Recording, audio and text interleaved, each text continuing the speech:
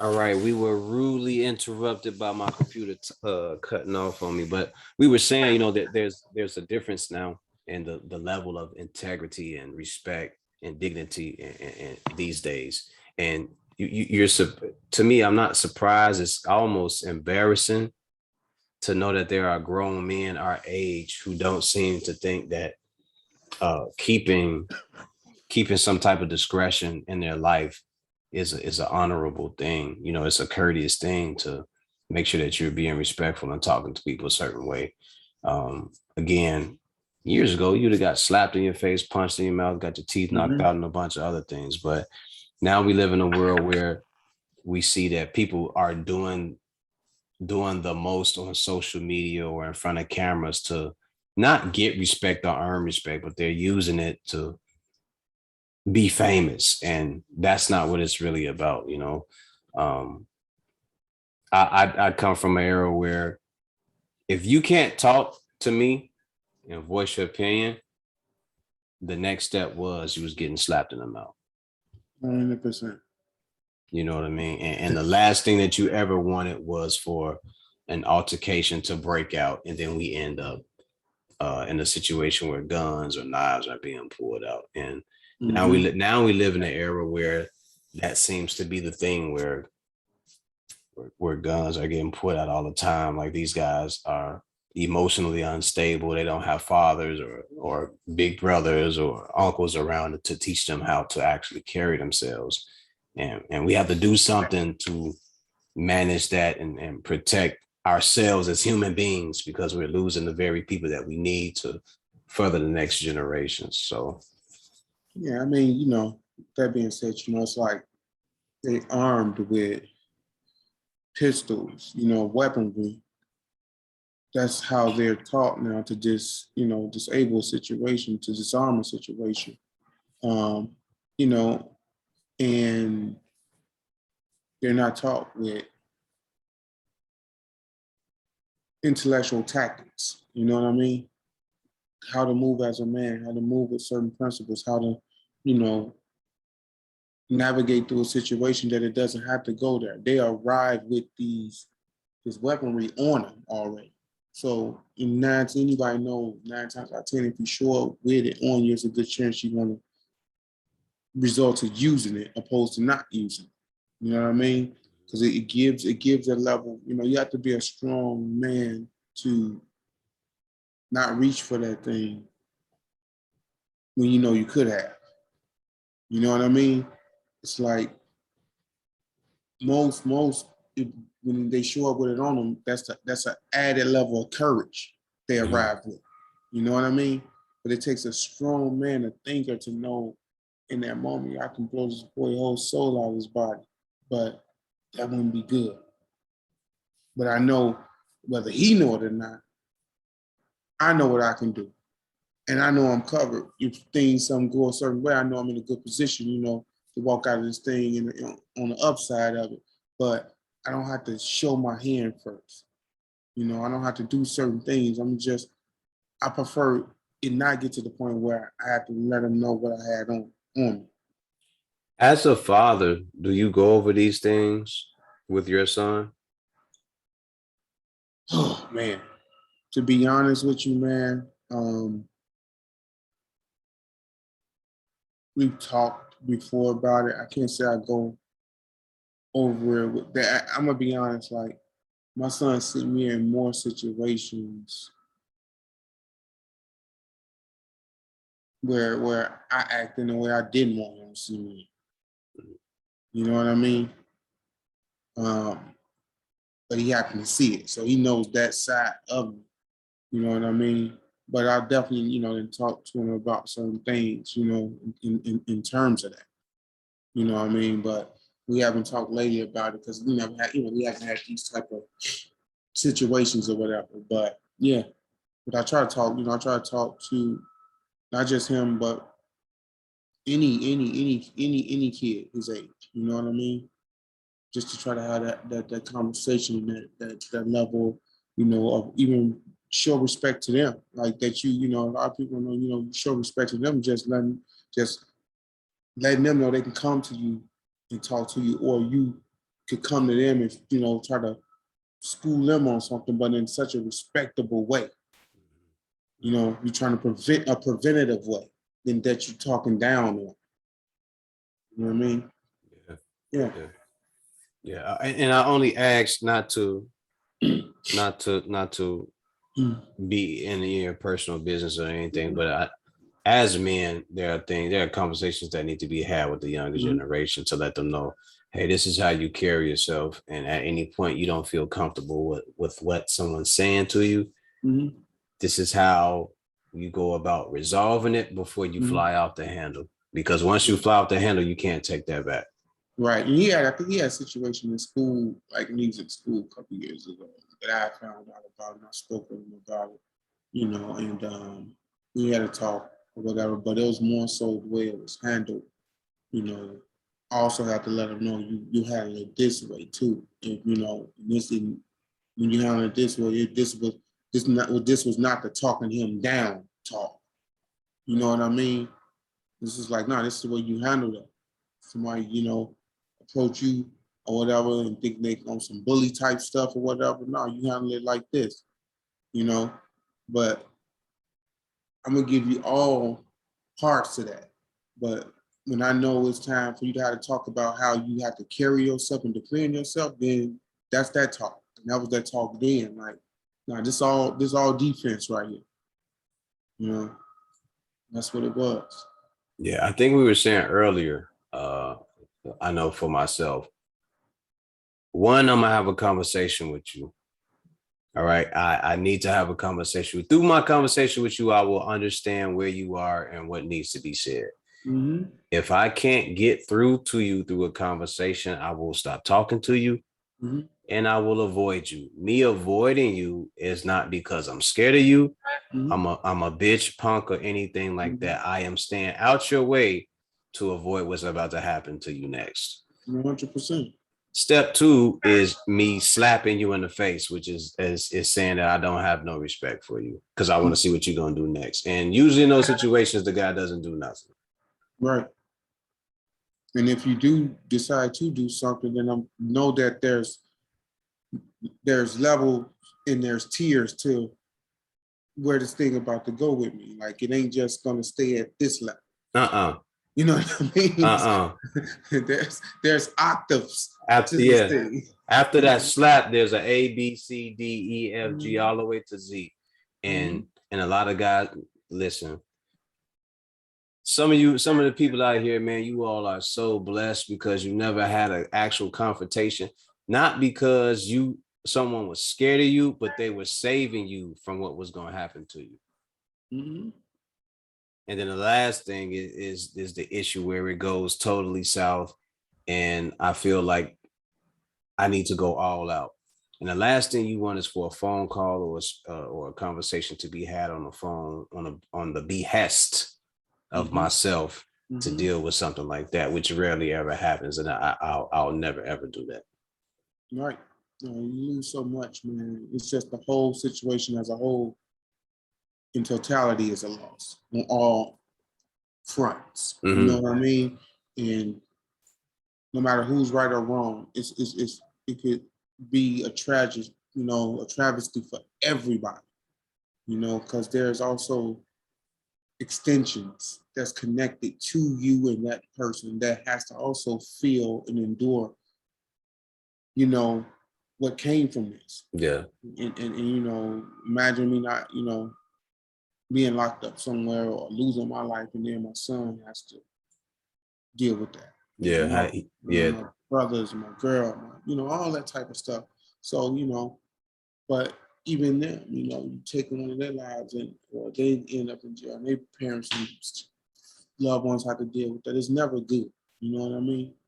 So we don't want it to get to those situations, but you know, but unfortunately in life they do sometimes. What my auntie used to say, and my uncles and all of them used to say, it still rings true to this day. God looks out for babies and fools too. Because a lot of people don't really know. You have no idea who you're talking to. Yep. You have no idea. Earlier, I made the statement, I will beat you over the head with a brick to a break. Right. The other one is I'll smash your ears together. Listen. And these aren't just sayings for the hell of it. Mm-mm. Mm-mm. These words mean something. And a lot of times I talk to a big brother of mine in situations where he's had to step back. Well, I had to tell him to step back. And the realization when you hear the other people mouthing off and talking and they're running their mouth, it's like you have no idea the lengths and depths he's willing to go through to hurt you. Mm-hmm. But he's only listening to a calmer, cooler, collective head. Mm-hmm. Man, some people are so ignorant in the fact that they don't know what Tupac said, death's around the corner. Mm-hmm. Like they don't understand the level of danger that they're actually in. Yeah. It's like even with me, man, it's like, sometimes you can get so into self, knowing what you will do, that you stop even thinking about or you don't care about what the next person you could do. It's like sometimes we like when people approach situations, it's always they're thinking and acting out from their own mind, their own thoughts. And they just so, well, I'm gonna do this to him, I'm gonna do that. While you doing that, what you think the other person gonna be doing? Are you doing that? You think, you know what I mean? Like, what do you think the other person gonna be doing while you doing that to them? You think they're just gonna be standing there taking it? Right. So me personally, even the way I know how I feel, I also think like, yo, it's just ain't gonna go exactly the way you a fool when you think that something's gonna go exactly the way you see it all the time. And somebody else ain't gonna have a reaction. Difference between me though, I'm prepared for whatever their reaction is. Absolutely. You know what I mean? Like no matter which way it go, I'm prepared for it. I'm ready. I'm willing to go as far as they're willing to go. I'm actually willing to go far. And the thing about reacting that I don't think people get is that here's the thing about reaction. You slap me and I break your jaw. That's my reaction. Mm-hmm. You hit me and I throw a It, chair at you. That's my reaction. it ain't a slap back. You know what I mean? It ain't that. It ain't a, you push me and push me. It ain't that. It's always We're not doing that. gonna level up. You know what I mean? And I tell people all the time, it's like, a lot of arguments, fights don't just start with fights. Fights just don't break out with fights. It's something that led up to that. So even in general conversation, whether you're talking to someone or you're even in a relationship for that matter, because a lot of domestic violence situations end up, you know, deriving from those type of things. And, know who you're dealing with. Because, I tell a person, man, like, you date, even with women or just sometimes say women in even a domestic situation, it's like a woman will get so comfortable with talking to you or someone and expect you to be the man and take it. Or, you know what, don't have no feelings or don't, because you the man, you supposed to let me, nah. And I have to tell people like, as soon as you raise your hand at them, or as soon as you get fed up and just like, yo, I show you because you think, oh, you putting your hand, like you gonna do this, or you just, nah, it ain't that. I just need you to know fights don't start with fights. Mm-mm. Fights starts with people saying the most disrespectful stuff to each other. And in that moment, don't realize that, and you think that you're in a back and forth in verbal engagement of disrespect, and it's gonna keep going like that. And it's not. No, it's not gonna keep going like that. And especially not with me. I don't do the back and forth verbal disrespect. No, sir. And I tell people fights don't start with fights, it starts with disrespect first. But when they get a story, oh, that person hit me, no, how did y'all get there? When that person was telling you, yo, chill out with that. Did you stop or did you keep going? And the thing about that is Jim, I think you and I know this, and me and Six talked about this before. We had a discussion. A lot of the people that's running their mouth can't fight. Yeah. A No. good percentage of them that's running their mouth can't fight. And No. again, for anybody that's listening, once we get past the level of talking and all the yelling and all that stuff, remember there is no timeout. Mm-hmm. There is no, oh, I was just playing. We done. We gonna be done with all. We gonna be done with all that. 100%. 100%. I just, like I said, I just want the baby message I just said. I just want people to know whether you're in a relationship, you're a friendship, or whatever, out in the street or whatever. Know when to scale back and calm yourself down in these discussions, these verbal exchanges, because you don't know the level or the temperament or restraint that another person has. It might not be as long as yours. My fuse is way short, and my tolerance may be way short in terms of that verbal, exchange. And I'm gonna want to fight. I'm gonna want in a minute. I'm gonna want to, my way of hurting you with these words hurt me, or they going back and forth with these words, and it's now, you know what? There's always going to be a one up, and that's where how fights come. One person has to one up the next. And I don't think they get that. I don't think certain individuals, I don't think they get that. No, you don't. I don't think they get it. Oh, you can't deal with words. Okay. Okay. Sure. It ain't words after a certain point. If it was words all the time, we'll never get to a fight. If it's just words. Wars wouldn't happen if it was just words. If it's just words, it's like we know nothing gonna come out of it but words. So if you knew the consequences of your actions of verbally abusing somebody, attacking them, and you knew that there wasn't going to be the consequences you had to face would be nothing but words back at you, you can do that all day. We can exchange these all day because we know ain't none of this gonna happen. None gonna come from it. When you know something else gonna come from it, man, you think twice. You know what I mean? You think twice. It's like I'm big on that. Fights don't just occur. Some led up to that. And people don't want to be accountable what led up to it. They just want to talk about the fight. That's the other thing, right? Accountability and responsible for the things you say and the things that you do. And a lot of people don't have that. What they'll do is they'll tell you that someone, well, it was that person's fault for doing that, this, that, and the third. But it ain't their fault once they start slapping you in the face, they knock your teeth out. No, some people love to,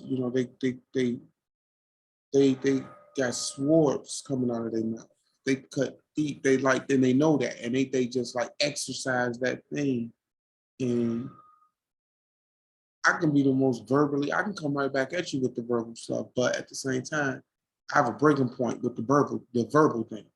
You know what I mean? It's like before we keep treading over into this, let's stop this. Yeah, I'm gonna stop because I'm not gonna keep doing that because there's only so many things that I can say once you start, especially once you start crossing over to insulting family and friends and loved ones and things like that.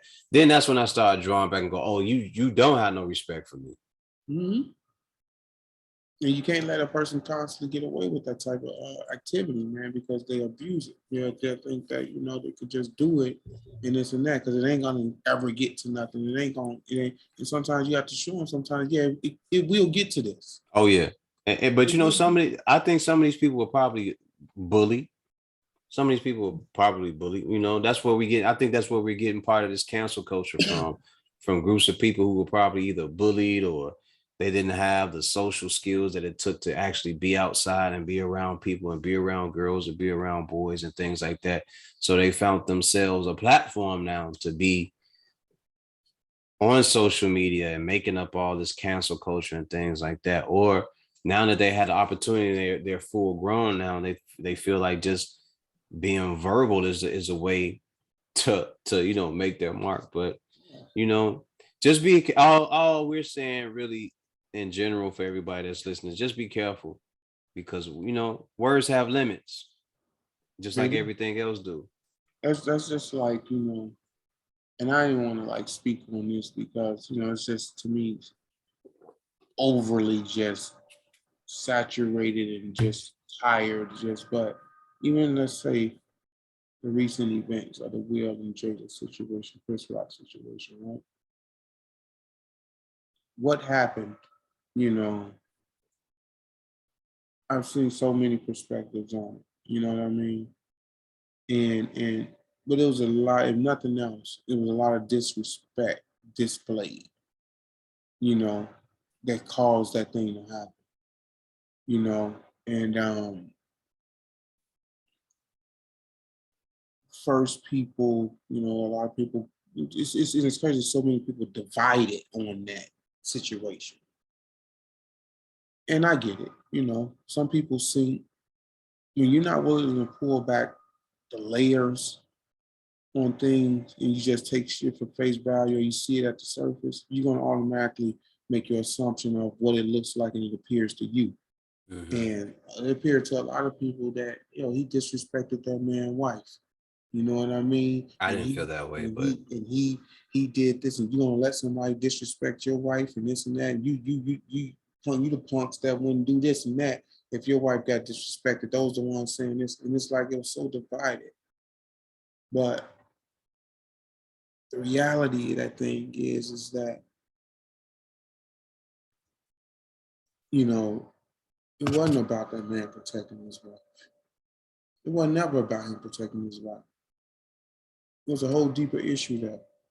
Before they arrived with an energy they brought into that place. And when Chris Rock said what he said, people could say, is he wrong? Is he this and that? He cracked a joke back in 2016. Is he poking fun? He making Jada the butt of the joke, this and that. He's a comedian. This shit happens all the time.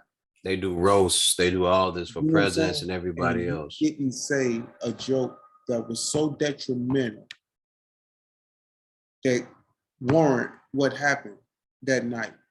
He's not talking about a person who's currently in there battling cancer. And that's the reason why going through chemo. That's the reason why she's lost her hair. That wasn't one of them jokes that was so insensitive where you crossed the line. You know what I mean?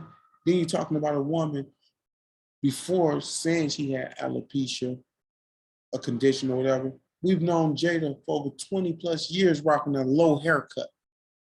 What's the difference now? Nothing. You're one of the ones that spearheaded that, So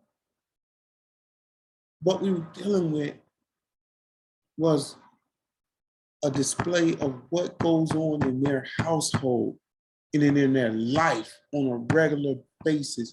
And what happened when you first seen that, when he said that joke, first thing you seen was Will laugh, uncontrollable. How is it funny?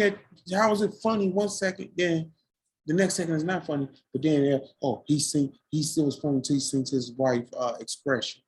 What? So now immediately it ain't funny. I climb up and I go up here and smack this man and I walk off comfortably and this and that and keep her name out of your fucking mouth. Listen, you're like a clown doing that, for one. Yeah. For two, there's a lot of layers to that. It's a lot of layers. And people don't realize, that was another moment when they don't realize what that look was that she gave him. That look wasn't, she was fucking pissed off about the joke or whatever. She was hurt by the joke. She wasn't hurt by that joke. She was hurt. She was pissed off at the fact that you laughed at it, man. First, you thought it was funny, and she was pissed off that at that moment, she looked around and she was like, now I know this control I have over this nigga. You gonna let this nigga make a joke about me? I feel unprotected. What are you gonna do? You're gonna let him do it in front of all these people, you're gonna let him. So now it's another moment to challenge his manhood. Mm-hmm. to make him stand up and challenge his manhood. And he knew what that look was because you go through it so much at the crib where she's emasculating you at every opportunity she gets. Publicly, at the crib or whatever, red table, she does it every single time. Every So, time he has a high, she does that. She brings him low. So on the night you're supposed to be getting honored for your film career, especially after what you went through in your career. One of your first films, there was the 6 degrees of separation. You in a compromising position in terms of another man. Then you go on, all these things you went to get to this point. You finally get here, and this is how she's sending you off. Didn't protect you not one time throughout the whole situation. Didn't run and stop you and say, "Don't do that, Will. Don't do this." She sat back and watched you make a fool of yourself yet again. And when they re-showed the angles, she was laughing when you did. She was sitting there laughing when you did. And when Chris Rock said, "Oh, Will Smith just smacked the shit out of me," she was busting up laughing. How was she hurt, bro? There was no hurt. There was no hurt in that at all. Never. At all. She takes joy in emasculating you, making you look feminine. Embarrassing you. Embarrassing you every chance to let the world know you're not the man for her. This is a whole shamble. There's recent video surfaced from the past where she said, "I never wanted to be married to him. I never wanted this." It's so many videos showing her where this girl is embarrassing you, but at the same time, in that video, it shows you're doing things to try to make her the proudest woman in the world. You know what I mean? I saw the one about the 40th birthday where he went all the out. 37th joint or something like that. Yeah, I think it was a 40th. She was 37, but he was working it up. He was working on getting it done for her 40th birthday. Yeah. And he did. He had everything picked out, the DJ and all this orchestra, or whatever it was. And she said, when it happened, she said, "You did this for your ego." And all he wanted to do was try to make her happy every time. But then you also the same one that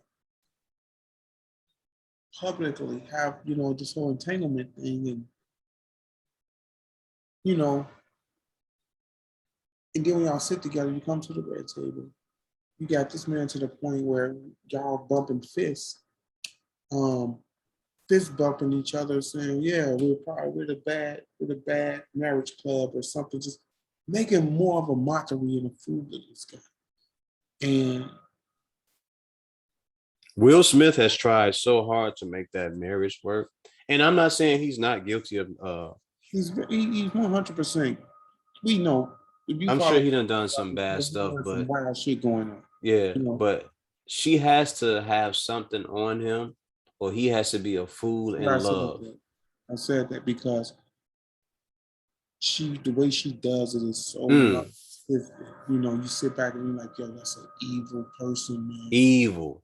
That's nothing but evil." Going through this girl to do that. You don't even protect this man. You allowed your daughter to disrespect him. You've allowed yourself to disrespect your situation, disrespect him. And then pictures with the guy you have this situation with, and he's looking like with your kids, with this man kids, like, man. Your son's friend is screwing your mom. You see what I'm saying?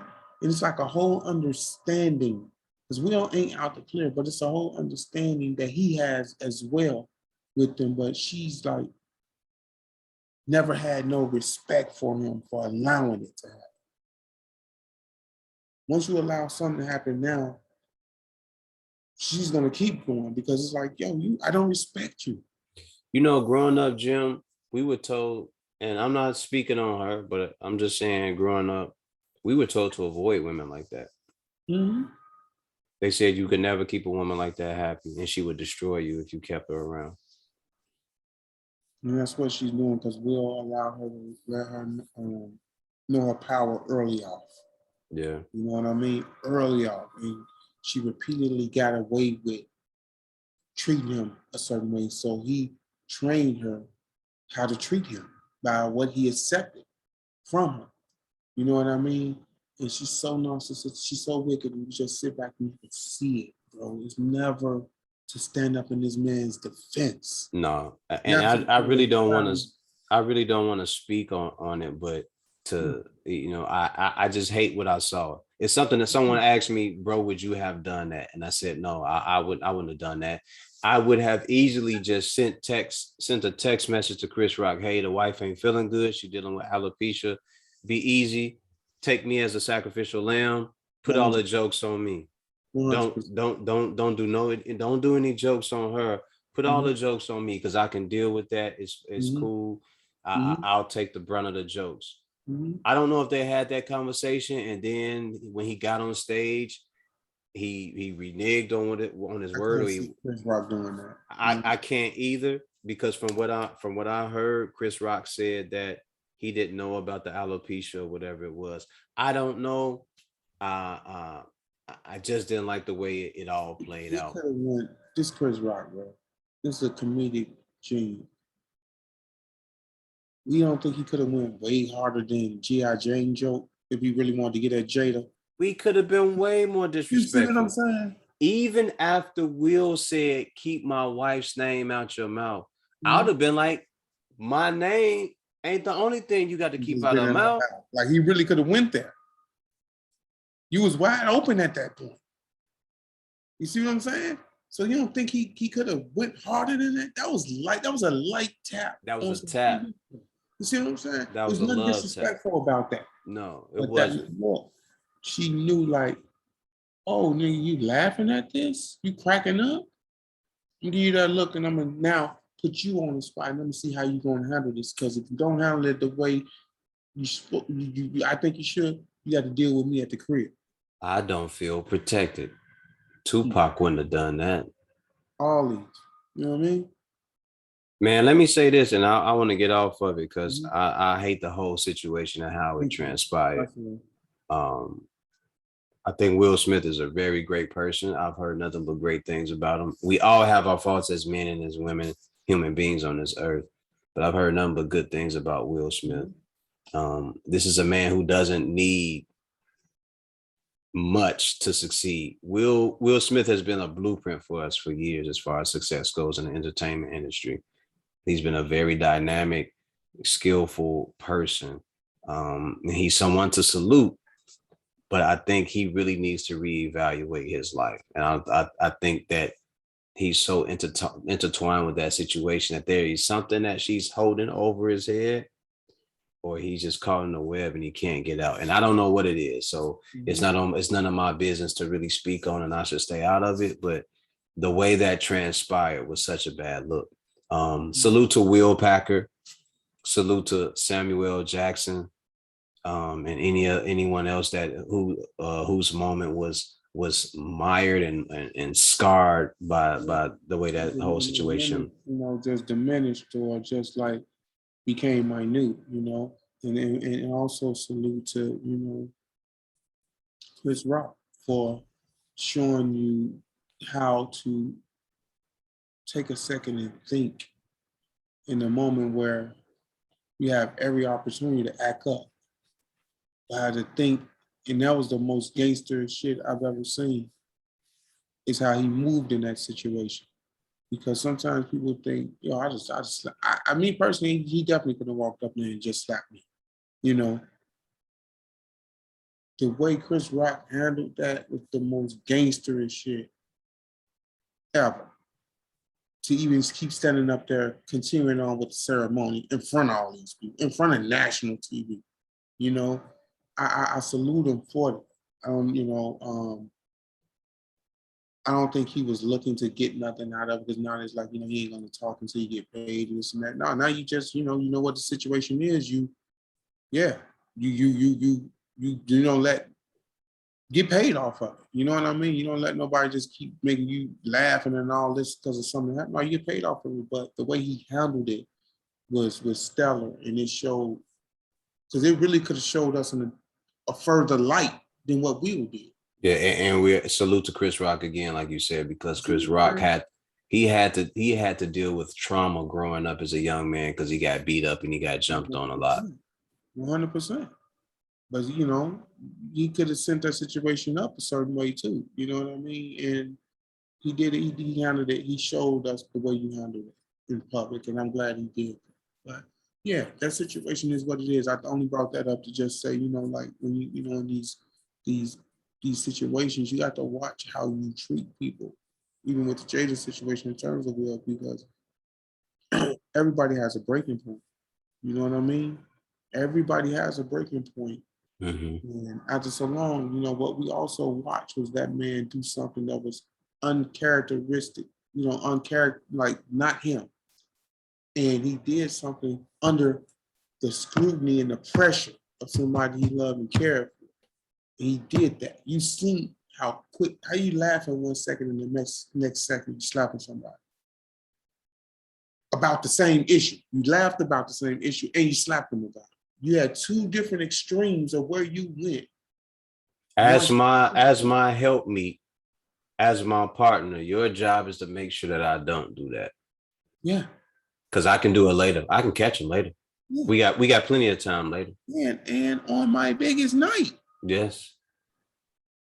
Yes. But again, that's typical of that situation from those two, right? Yeah. So again, for anybody who's listening, I want to say this because we're still on it. There are lots of layers to that whole situation. There are lots of layers. Here's the other layer that we're not mentioning that we need to say this because we're here. All right. Besides being respectful and disrespectful, because that ties into this. But the other layer is that comedians have been under attack for the last 7 to 10 years. Kevin Hart, Dave Chappelle, Joe Rogan, and a couple other comedians have been under attack for the last 7 to 10 years. And this was another attack. So now when you look at this, where does this put comedians? Does this put them on stage to be attacked more? Or do they now strike back and start saying, yo, I'm not letting nobody do anything anymore. Like I'm going hard every time, you know, like it's just so many layers to this whole situation.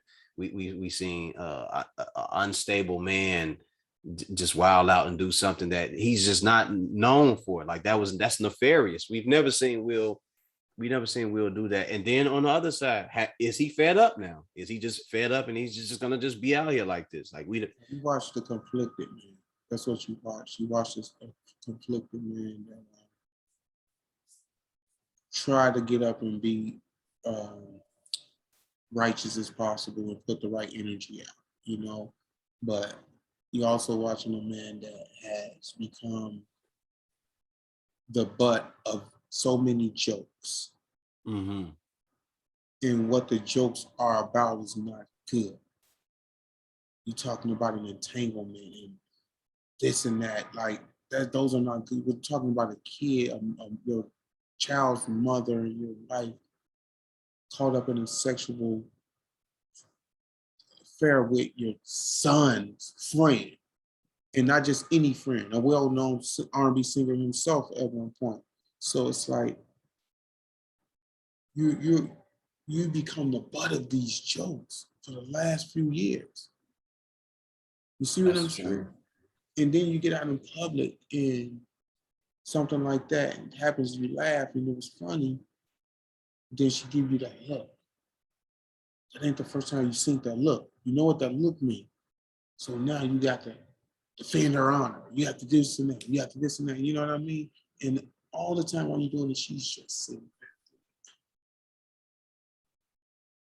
You see what I'm saying? And just reading the room and everything, just sitting back, seeing what he's going to do and knowing how this is going to turn out. And at the end of it, she always tries to sit there like she's this perfect little princess of this victim. And you always make him look like the fool. Mm-hmm. You know what I mean? So it's like, fools, you know, to bring it home, it's just like, with that, it's just like, man, know who you dealing with. Man, Will Smith, you don't need that. It ain't like you living off of set it off money. Never. Yeah, but man, so paid. You know what I mean? But it ain't enough This money. man tried to put 100, 200 million into the 76ers franchise. There's not enough money that could like. You don't need that shit, bro. The fuck Man, out of there. there's not enough money that you can have that when you love somebody for. No, man. Like you said, Listen. the other side of it, somebody, because I said this from jump when I was looking at the situation. I said, yo, it's a good chance. Shorty got some real heavy dirt on this. You got to have something. It's a chance for him to keep doing, going out the way he going out. Man, straight sucker. It's something she got on him. Well, who knows? You know what I mean? You got to have something. You got to listen. Even then, I would be like, man, let the world know. Let the world know. I don't even care at this point. I got more money than you anyway. So you've been living off me for the last, 15, 20 years. Yeah, it is what it is, man. Yeah. Ladies and gentlemen, this is all about mostly the levels of respect that exist. A lot of us have tolerance, which is part of the respect factor. And I know I have learned to have more tolerance in the last 5 to 7 to 10 years of my life dealing with people. I realize now that, there is a thing called grace and mercy when you're dealing with human beings. If I really wanted to treat people the way that I felt like treating them, a lot of people would be missing teeth, or their nose would be broke or something like that. But we have to have an understanding that violence doesn't always solve everything. But on a certain level, you can't just go around disrespecting people just because you feel like your mouth works. You have a tongue and a brain that's connected, and you can just say whatever you want. You can't. You can't. I know people that are more wild, crazy, and unhinged than me. And they let people get away with stuff all the time. And when I talk to them, they go, hey, you know what type of person I am, right? And I go, yeah. And they tell me, they say, do you think that they can dish out what I give them? Do you think they can take what I dish out and give it back to me? And I go, no, they can't. He said, so it's just at some point you got to just learn to let people just live. Just let them live. Just let them make it through the day. It's almost like, space I'm in, I've been in for a minute. It's almost like that Mike Tyson space right now. Where, what Mike was about. The whole time. This man is known for that. You know what I mean? But you look at Mike now, years later, so people, when you hear him talk now, you didn't even know he even accomplished this much, the level of wisdom that he had. So all you know about him is knocking niggas out and fighting, you know what I mean? Just savage, you know what I mean? But he wants right now for you to like know him as the real Mike Tyson, like not the boxer, but the human being, the one that's in a place where he done been through so much and he just want to live in peace right now. He want to, just put this energy, this positive energy out there to anybody he can talk to. You know what I mean? He gets to show you the other layers of him now instead of the guy that was vicious and brutal in the ring. But don't get it twisted for 1 second. But this man still won't knock you out. If you get out of pocket in a way that he feel you got too out of pocket, and he ain't willing to calm himself down. Don't get it twisted that because he's still incapable of it. No, it's there. It's there. I was listening to an interview. I was listening to one of his interviews on his podcast, and it's the same thing I said to someone. They said, do you struggle with it? And he said, it's a struggle every day to deal with the fact that people think that they can just be disrespectful whenever they want to.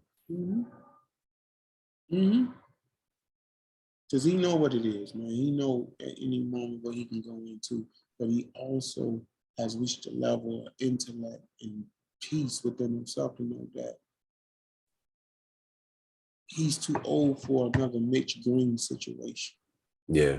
But I think again, it goes also to that grace and mercy package Yeah, that yeah. comes with it Or too. somebody just popping off for no reason and they just want to challenge you. They want to like they feel like they want to test you. They want to, you're not who you were used to be. You're not this and then, you know, and he's at the point where, you know, he's too old to like, I have to show you I am the same. But if you keep pushing certain buttons, you're gonna get it. And I think it's not just the I'm too old to show you. It's the if I do show you, Mhm. you won't be able to take what comes next. Yeah, you want, and I know you want me to lose everything. You want more than anything. You want me to lose. I'm in a good space right now, man. Yep. Like, Yes, you know sir. what I mean? I got kids. I got this. I got the wife and all that. Like, you want me to lose everything, and I can't risk that. I can't run a risk. But if I do, you better be prepared with what comes with that. Mm-hmm. And I think that was the other thing that I learned in this journey over the last few years. I'm not gonna sink to the level that everyone else is and allow you to have a win that you shouldn't have. Mm-mm. Mm-mm. Cause you do something crazy, you know that. You do something crazy, you can't change if the next trip after that next placement that you're gonna be, you know, that you're gonna have will be in a graveyard or in jail. You can't change that once it's done. And Jim, the other realization is that a lot of the people that's talking too much around their damn mouth, they don't have the capability to go the direction or the lengths and the depths that I'm willing to go or that you're willing to go. Mhm. Well, you know, I know they don't. You know what I mean? Or if they do, are they willing to? You know what I mean? Because that's, let me say something. That's I explain to people all the time. Like, in life, no one is tougher than the next person. What it always comes down to is who's willing to go further than the next person. You see what I'm saying? Mm-hmm. It's like people, you know, people have they have these things where, you know, these reputations for being this or being that and this and that. And most bullies have a reputation because what they've been able to get away with, and nobody's challenged them on it. Nobody's willing to go as far as them. But it took for even like a situation, odd 7, 8, probably 10 years ago at the most, where Suge Knight was one of the biggest bullies of all time. Had people terrorized. And there's a nigga, you know, half his size almost, knocked him clean now. Why? Because Shorty wasn't scared of him. And Shorty knew, yo, you you keep playing this tough role because you've been able to get away with it with people. But I see you. But I really see who you are. I see you. After, Jim, that's the other thing. I don't think people realize, like, yeah, yo, I see you. yeah, I see you. Nigga ain't tapped your chin yet. Nigga ain't challenged you yet. And nigga, I seen you in combat and I seen all you had to do is be present and act tough. And nigga retreat. I'm not that guy. You're gonna have to prove to me. You Sure. see what I'm saying? And he tapped him on his chin, his big 300-pound mark laying out, sleep. No one's never seen that. But no one ever seen it because nobody ever went to the extent to challenge him. Now, after that, nobody wants to get a Suge no more. It was almost like when Craig knocked out Debo. You know what I mean? But if you show up and you play the big bully all the time, niggas run every time you present, that's just constantly feeding that ego that you don't, you know what I mean? It's short to And say, the other thing about that is if they're moving out your way because of fear, fear has a unique way, a strange way of bouncing back in your face. people don't realize the depths of danger comes with when somebody's truly scared of you. Man.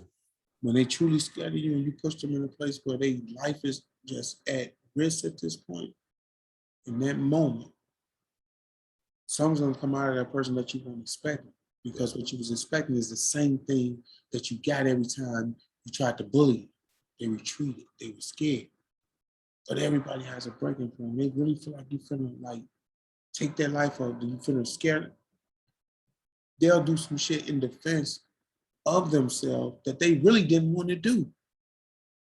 But they'll take your life. Yeah, but they back was It's against the you and wall. me at this point.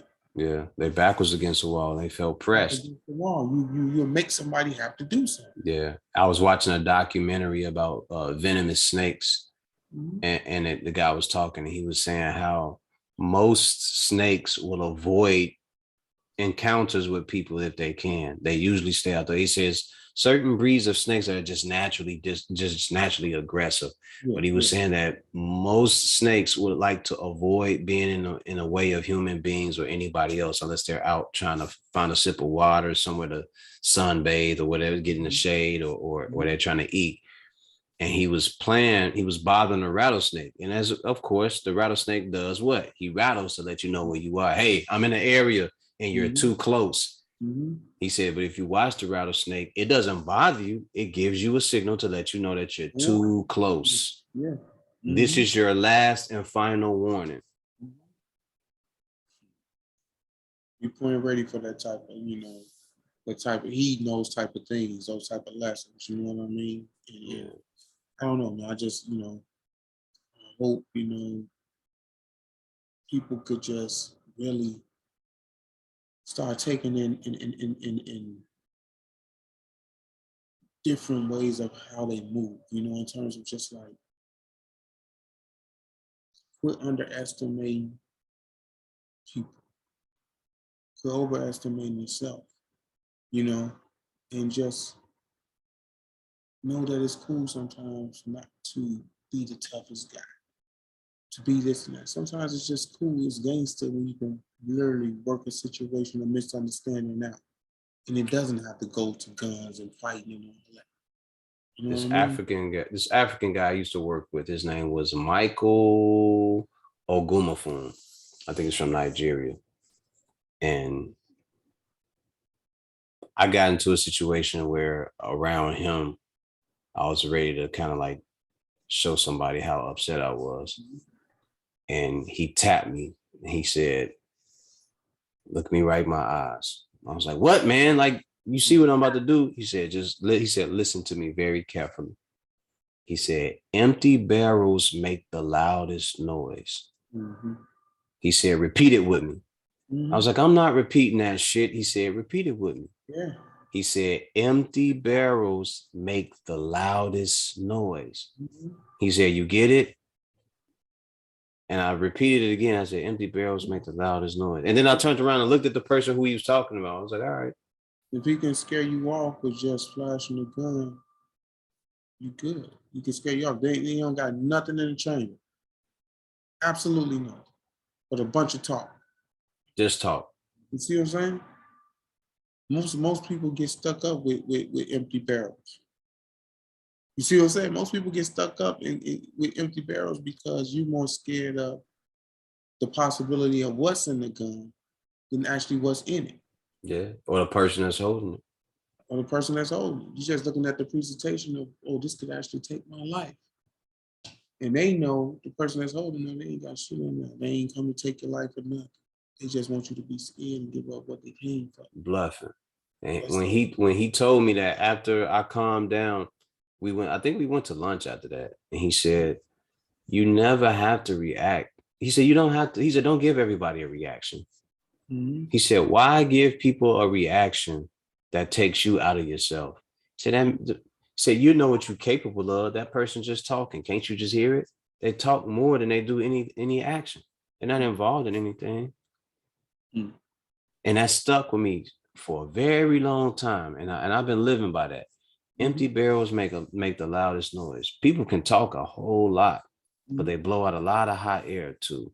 No, I'm heavy into that, like, that type of wisdom, those type of proverbs, those type of codes because they're very short and concise, but they're very profound. Mm.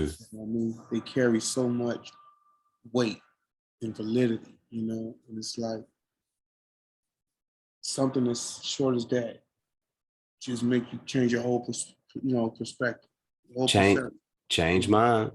you know, Jim, I kid you not, that's one of the things that brought my temper down and the way I deal with people. It was like just and it made me just pay attention to the things that people say and how they say it.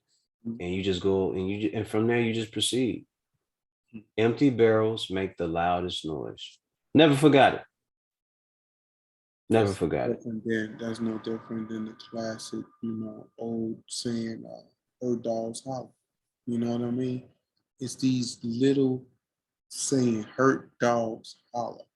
You know what I mean? And you have to be willing to delve into breaking that down and see what did that old timer mean by it. Hurt dogs holler. And That says a lot. you know what it is, it's like you start moving different. Like it says so much, you know what I mean? People, that's wrong, people that's know they're wrong, or they're gonna let you know. They're gonna Mm-hmm. just listen. You know what I mean? They make the most noise. They make the most noise. You know what I mean? Hurt people, hurt people. Yeah, yeah. All that. All that. And it's nothing but truth in it. You know what I mean? But yeah, man, I'm like I said, I'm in the I'm glad I'm in a good space, man. Trying to do some things, relaunch, rebrand, redo, and just get myself in a space of just constant evolution and Can you speak on the relaunch? Do you know when that's going to take place? yeah, I got an idea of tentative date. I was, thinking sometime in May, but I just kick off the summer, you know. I'm in a rush now. I'm gonna kick the summer off um, early June, just kick the summer off in a good way. Okay. But then, like I say, rebranding um, out with the old and with the new, um, and just want to bring the people something different from me. You know what I mean? Uh, Me 100%. You know what I mean? Nothing attached. None from that used to be attached to me. Just me 100%. You know what I I'm gonna mean? have to get a couple of those trucker hats, man. Man, listen, yeah, I definitely want to present the truckers, um, but I also got like a lot of different. The clothing now is different. I'm not just a tee jacket. I mean tee hoodie jogger guy. You know what I mean.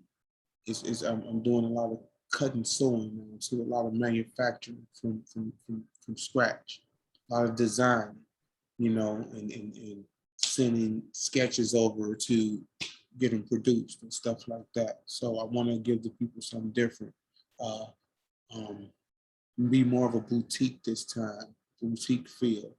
Like I told you, it's crazy. Like I have an interview. I don't know if you did it. I want to say you did it, one of my first interviews, or somebody else asked me, Jim, if you ever open up, would you open up another one of these? So the former brand I had, the concept, would you open up one? And I said, like, not really. Like, at first I thought about doing it if I do it in another city, take the concept, but more so it's like if I open up another store, period, it'd be more of a boutique feel to it, aesthetic to it, because I don't like to be boxed in. Okay. And it's like, with me, even with my first joint, it was more of a conceptual thing. So to a certain extent, I was boxed in. Um, where I'm going now, there's no boxing in. I'm just not an entrepreneur. I'm just not a hustler. I'm not just a this and that, but I'm also a fashionable guy. I love fashion. I love the culture of fashion. I love it. So with a boutique, it allows me to still have whatever brand that's mine in there, but it also allow me to have other brands, or but also things that's not a brand. It's just fashionable stuff Okay. that you can't go get any and everywhere. And that's more of the element, the feel I want to bring this time around than that was previously, there. So yeah, just working in the background, man. Okay. Cool. Cool. Yeah, I'm definitely gonna have to check in with you and get me like a trucker hat or something just to sport around for the summer. Yeah, we got, like I said, we got the Everybody Eats joints. I'm kind of, Everybody Eats is not the centerpiece. It's not the centerpiece. It's a byproduct of something greater than apparel Okay. products. But the apparel is just an extension of something greater than Everybody Eats is a real thing for me. It's just a service. It's service, work, non for profits and things of that nature. That's the goal for that. But Demiurge is the brand. It's the head brand. Demiurge Clothing Company. That's another brand that I'm introducing. That's the store. That's everything's up under that. And Demiurge is, anybody that knows what that word means or look it up. Demiurge is a being responsible for the creation of the universe. Mm, So that says a lot. basically God. You know what I mean? And anything I do, it's always going to be a spiritual undertone to it. It's always rooted in spirituality. It's always rooted in what I feel about myself, what I feel about my creator, and the connection between us two. So you're going to always get that from anything I produce. You know what I mean? And Demiurge is more of a, it's not heavily a streetwear brand. It's more so it's the marriage between the blend of perfect balance between streetwear and upscale.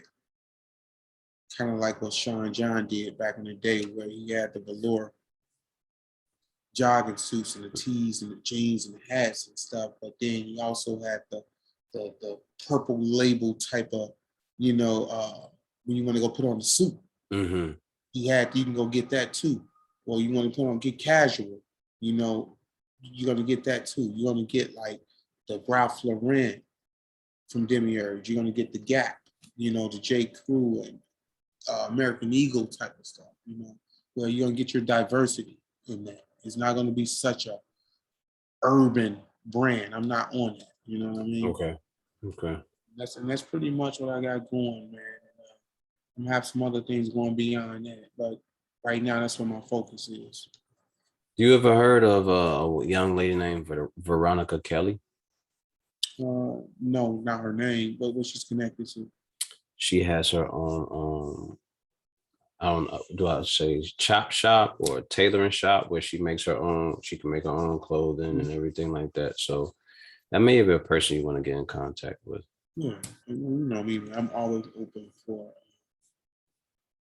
forming more alliances and resources, adding more resources, and collaborations and things of that nature. Yeah, she has a I don't know what to call it, but it's called I think it's a logo and it says Black CEO on it. Mm-hmm. And I asked her, I was like, have you ever thought about putting that on polos, like creating your own polos since you already know how to cut and sew and do all that yourself?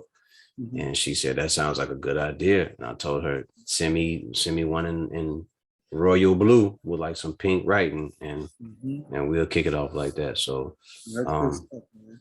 yeah. Also, I want to take this time too, man, like to, before we get off, to publicly, you know what I mean? Just give thanks to you, you and Dante from the last interview you guys had, you know what I mean? And my name was brought up and spoke so highly of. I want to thank you guys. That meant the world to me. That type of, offering and Thanksgiving is priceless. You can't put nothing. That means the world. That's a keepsake. You know, it's monumental for me. You know. Yes, sir. It's all Jim. Like we were having a genuine conversation, and he mentioned it, and he was like, this is how I got my start. He's like, I wouldn't have, like he said in the interview, I think he said, I wouldn't have had the confidence to do it as on the level that I'm doing it now if Jimmie wouldn't have gave me my start. So, and for me, it was just a reassurance and the confirmation of it. Like, if he didn't believe you ain't have nothing, he would have never done it. So 100%. it was just knowing that you saw in him a product that was worth giving him some light and some shine. So, that's the expansion of his, enlarging his territory. That's all mm-hmm. it is. Like he was who he was before he got here. You know what I mean? He was who he was before he arrived on my radar. But I knew that his territory could be, could stand some enlargement. Like, man, when you see a great product, it's like, okay, I don't see that out here. You know what I mean? We need to get that out here, and you know, and like he said, it was unfamiliar territory, for him, where he was a little, scared for a minute, like, damn. And then, like he said, that day, the way that day played out, it did rain heavy that day, but I always knew, because this wasn't my first time. You're gonna have days never go as perfectly as you want them to go, have a plan. But if you can stick it out, man, God will show His face. You know what I mean? And change that whole trajectory of what you thought it was gonna end up being. And that's what he experienced. It was pouring down rain. I have the video of the whole thing, and he was there, and he set up, and he was just looked defeated a little bit in the first. So it was really like storming that day. Yeah. Wow. It rained. Wow. He came away from like Lake County, and his very first one. I didn't talk him into doing it and everything, and gave him the confidence to just like, yo, just do it, bro. I got you. And it rained, and when you see that, it's like, damn, people. You think of yourself first. You're like, yo, if it's pouring down rain, and the chances of me making it to somebody's stuff ain't gonna happen. Right. So he's thinking from that perspective. And once that rain started clearing up a little bit, people started coming in. Then hour by hour, like you said, before you know it, that joker was packed out.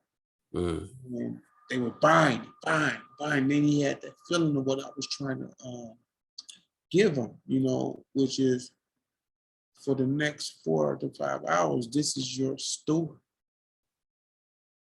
And it's going to show you if you're ready for this or not, and once he's seen that, it's like, yo, this is it, man. People messing with him, they buying stuff, his people coming, my people coming, whoever just coming through, and they support him. And he felt like it was a story, so he knew what the feel was, and it played out exactly how I wanted to play out. That after that, once he knew what that felt like, now he can go get his own. That's the whole point. I did that for a few people, man. I did that for a few people just so they'll know what it feels like. And they'll know if this is for them or not for them. But this is like I do this because everybody not gonna do it for you, for one. And you'll never know how it feels if you have to just go open up your own first. So it's like this. It's like just like a safety net for you. That for 4 hours, you know how it feels. I take all my stuff down. You set all yours up in this your store. You know how it feels. Now after that, it's on you what you do with it. Yeah. But somebody had to provide the opportunities. Yeah, you gave it to him, and he's been shining since, man. Yeah, I tell you, he's a great guy, man. He's a great guy. He's a humble guy. I mean, I love his humbleness. I love that. And that's what attracted me to him. It's not just the clothes, just his humbleness and what he does. I'm like I said, I'm a very, very spiritual guy. So everything I've done from that I've been connected to through my own brand always had a spiritual undertone to it. So even with his thing, I think some of the same things that he was connected to. A fresh culture, streetwear dipped in faith. Mm-hmm. You see what I'm saying? So it's like, I just this when somebody chooses to put that ahead and to represent their brand, to say a tagline like that, you're giving glory back to God, your creator, first and foremost. But you also like it speaks volume about your character. You see what I'm saying? It Yes, shows that that means something to you. That you tag that to your brand and you want to be represented like that. That means something. So it says a lot about who you are as an individual already. absolutely. And I buy into that, you know. And I'm looking like I'm about to, like I say, relaunch, reopen. But I'm also looking at I'm not looking at nothing I've done already. I'm looking at what I haven't done and what I plan to do. And I'm looking at now who's the next person that can have an opportunity, that can change their perception on how they're moving. Mm-hmm. And I'm looking like who, that person is going to present himself. And I'm always ready to give it to him. You know what I mean? And just assist him. Like I said, I'm in a place in my life, I'm just really being about service at this point. You know what I mean? And that's it, man. So when we open, of course, you're gonna get the invite. You know what I mean? And you know, we gonna do like we always do. Have a good time. You know what I Yes, mean? sir. Yes, sir. Good time, good food, good people. Yep. And just the other thing I want to say before we get out publicly, because we always talk behind the scenes, but I want to say this: what you're doing right now, you know, continue to keep doing because, like I told you before, whether you know it or not, you mean a lot to the culture. Taking this time out of your day, you know, after working all day, and you think of people and you place the call and people get on. And if they got time, they get on and you highlight them. You shed light into their light, their personalities, the core of their being, their brands and everything. And you allow people to see them in so many different ways. You know what I mean? And that's not to be discounted in no way, man. Like that's a huge thing. You know what I Appreciate it. mean? And Appreciate it. and you got to keep doing this, keep it going, because same way I give people opportunities, this platform is giving so many opportunities for people to see who they are, other than what they've been viewed as, and it's major. So keep doing what you're doing. And one small suggestion before I get off is I need you to, I've never done this. I never told you like to interview somebody, but I think a good person you should like reach out to in the near future if you need to like talk to somebody or want to get a good story or a good, you know, a person to interview that has a great story. Seek out Bailey Ellis. All right. All right. Give me the info.